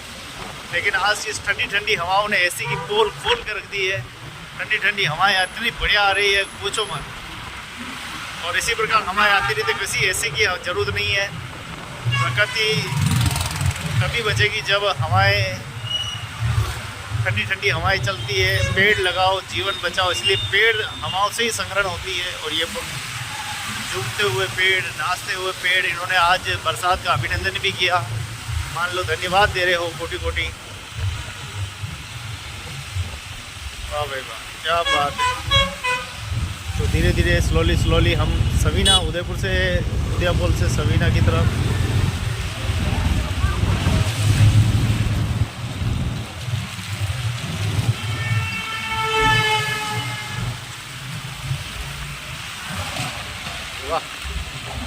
खड़बड़ बस खड़पड़ कर रही है।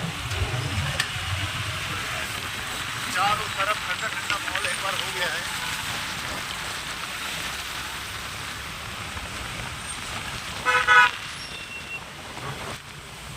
तो हम वैती स्टैंड बिल्लू राणा चौराहे पर पहुंचने वाले हैं। यहाँ पे भी ठंडा ठंडा माहौल दिखाई दे रहा है। जूतों में पानी भर चुका है, लेकिन चलेगा, परवाह नहीं। पसीना भर रहा था, इससे अच्छा तो ये पानी भर रहा है, चल जाएगा।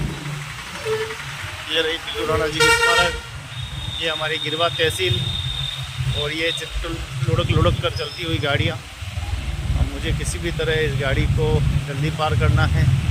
करसी मंडी आ गई है। ये देखिए, यहाँ सीमेंट का रोड है तो यहाँ पानी जल्दी, उसके बाद आगे डामर का रोड है। कुल मिलाकर पानी का पूरा आनंद लिया है। ठंडा ठंडा माहौल हो गया है। ये देखिए, हाथी राजा सामने, हाथी ने भी भरपूर आनंद लिया है। इंसान तो ले ले, हाथी ने भी देखिए पूरा आनंद लिया है। बरसात से पानी देखिए सब तरफ भरा है, क्योंकि लगातार काम चल रहा है। तो आज बरसात, पहली बरसात में भी पता चल जाएगा कहाँ नालियाँ जाम है, नाले जाम है, सब पता लग जाएगा। करसी मंडी आइए खरीदारी के लिए, बहुत ही बड़ी मंडी है। ताज़ा तरो सब्जी चाहिए तो यहाँ आइए। खाने के शौक है आप, तो सारे के सारे चीज़ें आपको यहाँ मिलेगी। आम ले लो, पपीता ले लो, खरबूजा ले लो, तरबूजा ले लो, मटर ले लो, अंगूर ले लो, जो चाहिए वो ले लो।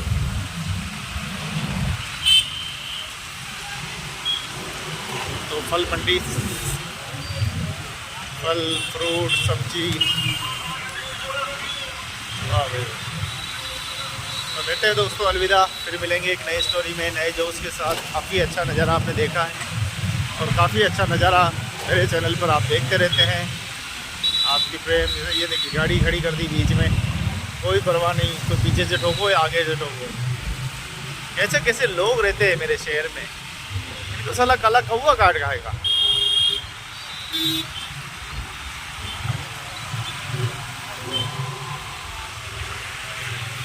आपको देखिए, छोटी मंडी इधर है, अंदर नहीं जाए तो आप यहाँ से भी सब्जी खरीद सकते हैं। बिल्कुल चौराहे के पास है, हांडी राजा के चौराहे के जस्ट पास में ही। ठीक है, चारों तरफ पानी भर गया है फुल। एम्बुलेंस से चलने लगी है अभी से। पानी पानी, रोड पर पानी पानी भाई, पानी पानी।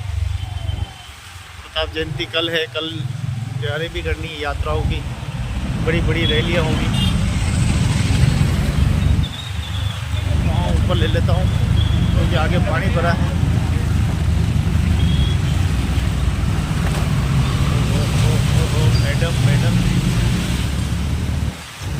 मैडम जी ने गाड़ी इतनी धीरे कर दी कि मान लो मैं,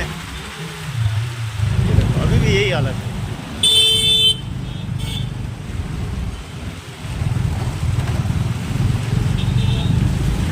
और यहाँ काफ़ी ट्रैफिक जाम रहता है, गाड़ी चलाना यहाँ बहुत ही मुश्किल है। सामने से गाड़ी आती तो बहुत ज़्यादा जाम लग जाता सवीना के इस रोड पर, लेकिन ठंडा माहौल हुआ है तो ठीक है भी।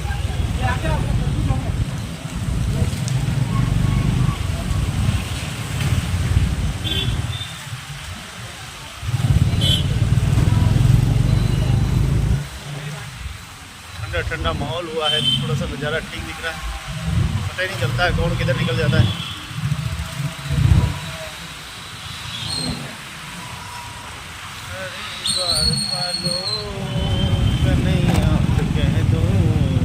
दर पे सुहामा गरीब आ गया,